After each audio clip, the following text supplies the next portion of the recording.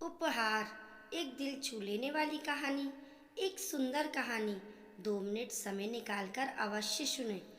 एक बहुत ही बड़े उद्योगपति का पुत्र कॉलेज में अंतिम वर्ष की परीक्षा की तैयारी में लगा रहता है।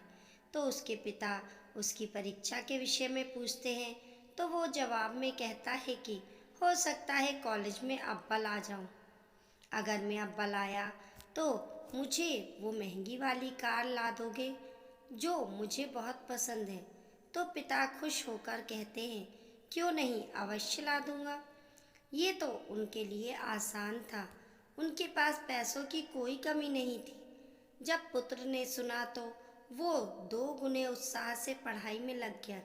रोज कॉलेज आते जाते वो शोरूम में रखी कार को निहारता और मन ही मन कल्पना करता कि वह अपनी मनपसंद कार चला रहा है। दिन बीतते गए और परीक्षा खत्म हुई। परिणाम आया तो वो कॉलेज में अव्वल आया। उसने कॉलेज से ही पिता को फ़ोन लगाकर बताया कि वे उसका इनाम तैयार रखे। मैं घर आ रहा हूँ। घर आते आते वो ख्यालों में गाड़ी को घर के आंगन में खड़ा देख रहा था। जैसे ही घर पहुंचा उसे वहां कोई कार नहीं दिखी। वो बुझे मन से पिता के कमरे में दाखिल हुआ। उसे देखते ही पिता ने गले लगाकर बधाई दी और उसके हाथ में कागज में लिपटी एक वस्तु थमाई और कहा, लो, ये तुम्हारा गिफ्ट। पुत्र ने बहुत ही अनमने दिल से गिफ्ट हाथ में लिया और अपने कमरे में चला गया। मन ही मन पिता को कोसते हुए उसने कागज खोलकर देखा। उसमें सोने के कवर में रामायण दिखी। देखकर अपने पिता पर बहुत गुस्सा आया, लेकिन उसने अपने गुस्से को संयमित कर एक चिट्ठी अपने पिता के नाम लिखी कि पिताजी, आपने मेरी कार गिफ्ट ना देकर ये रामायण दी। शायद इसके पीछे आपका कोई अच्छा राज छिपा होगा, लेकिन मैं ये घर छोड़कर जा रहा हूँ और तब तक वापस नहीं आऊँगा जब तक मैं बहुत पैसे न कमा लूँ। और चिट्ठी रामायण के साथ पिता के कमरे में रख कर छोड़ कर चला गया। समय बीतता गया। पुत्र होशियार था, होनहार था, जल्दी ही बहुत धनवान बन गया। शादी की और शान से अपना जीवन जीने लगा। कभी कभी उसे अपने पिता की याद आ जाती तो उसकी चाहत पर पिता से गिफ्ट ना पाने की खीज हावी हो जाती।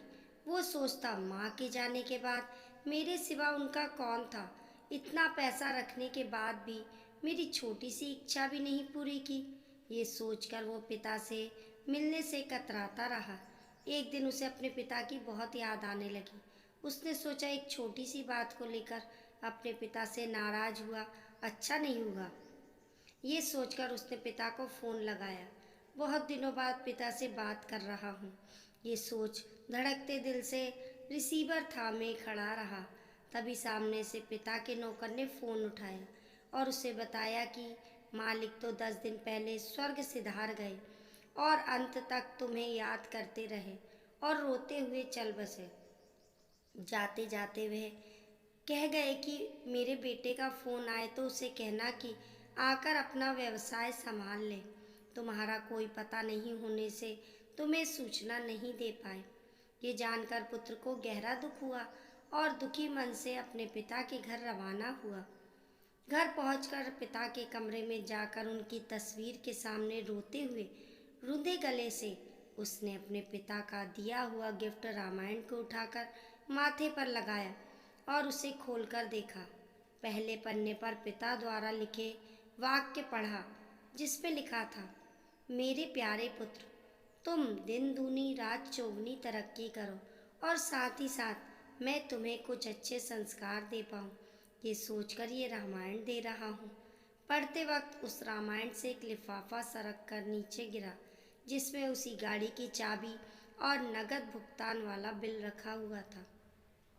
ये देखकर उस पुत्र को बहुत दुख हुआ और धड़ाम से जमीन पर गिर रोने लगा। हम हमारा मनचाहा उपहार हमारी पैकिंग में ना पाकर उसे अनजाने में खो देते हैं। पिता तो ठीक है, ईश्वर भी हमें अपार गिफ्ट देते हैं, लेकिन हम अज्ञानी हमारे मन पसंद पैकिंग में ना देखकर पाकर भी खो देते हैं। हमें अपने माता पिता के प्रेम से दिए ऐसे अनगिनत उपहारों का प्रेम का सम्मान करना चाहिए और उनका धन्यवाद करना चाहिए। इस कहानी को लेकर आप लोगों की क्या राय है, हमें कमेंट करके ज़रूर बताइए।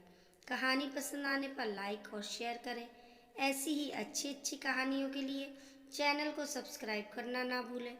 मिलते हैं फिर एक नई कहानी के साथ। तब तक के लिए नमस्कार।